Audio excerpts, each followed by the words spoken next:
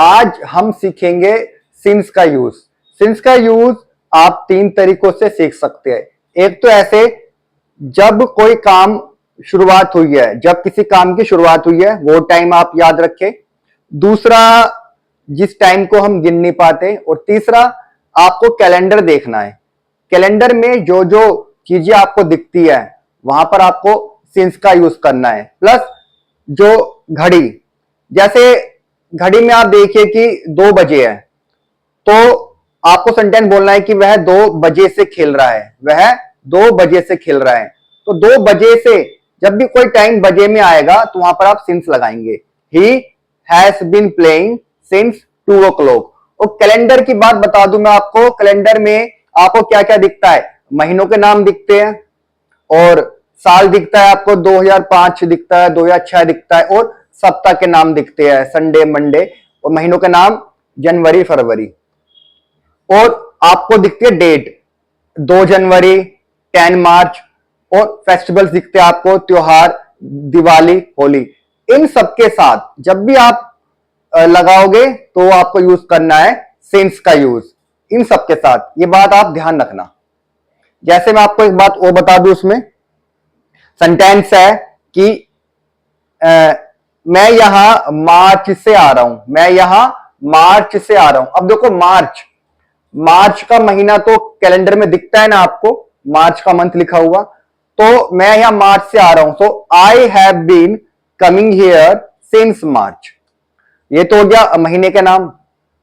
अब बात करते हैं सप्ताह के दिनों की। जैसे मैं यहां सोमवार से आ रहा हूं, अब सोमवार, मंगलवार भी आपको कैलेंडर में दिखते हैं, तो I have been coming here since Monday. अब ये भी कह सकते हैं कि मैं यहां 2005 से आ रहा हूं, तो कैलेंडर में लिखा भी होता है 2006 का कैलेंडर है, 2007 का, तो वहां पर भी आपको सिंस का यूज करना है कि I have been coming here since 2005 या सिंस 2006, जो भी आप बोलना चाहते हैं साल का नाम। मैं यहां दिवाली से आ रहा हूं, कोई भी फेस्टिवल्स आप ले सकते हैं। तो I have been coming here since Diwali, since Holi. यानी कि सिंस वहां भी यूज करते हैं जहां से कोई काम करने की शुरुआत हुई है और अभी तक आप करते आ रहे हैं। दूसरा, जब कोई टाइम हम गिन नहीं पाते हैं वहां भी आप सिंस का यूज कीजिए। प्लस घड़ी में, घड़ी को देख के भी आपको सीखना होगा सिंस का यूज, कि घड़ी में ये लिखा होता है कि 2 बजे, 3 बजे, 4 बजे। जब भी बजे का आप हिंदी बोलेंगे तो वहां भी आपको सिंस का यूज करना है। तो ये टोटल हो गया आपका सिंस का यूज। और एक बात और सीखना कि जब से मैंने नौकरी छोड़ी है मैं इंग्लिश पढ़ा रहा हूं, तो since I left the job I have been teaching. आप ये मत बोलना कि since I have left, since के बाद हम यूज करेंगे सिंपल पास्ट। अब आप सोचोगे कि यहां जो सेंटेंस आया कि जब से मैंने नौकरी छोड़ी है, अब छोड़ी है को आप देखकर सोचेंगे कि ये तो प्रेजेंट परफेक्ट टेंस है, हैज हैव थर्ड फॉर्म आना चाहिए।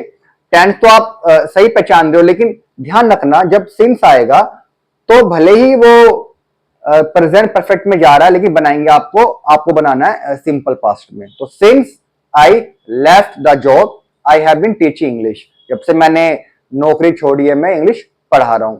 जब से मैंने आपको देखा है मैं इंग्लिश सीख रहा हूं। Since I saw you I have been learning English. ये मत बोलना कि since I have seen you, no, since I saw you second form का यूज करना आपको, क्योंकि ये बनेगा सिंपल पास्ट में।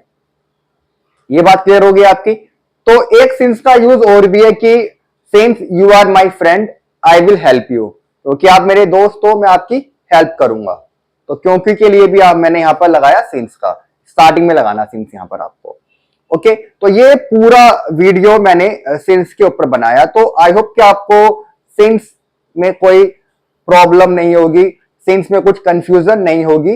अगर कुछ अभी भी डाउट है तो आप मुझे कमेंट बॉक्स में पूछ सकते हैं। Thank you.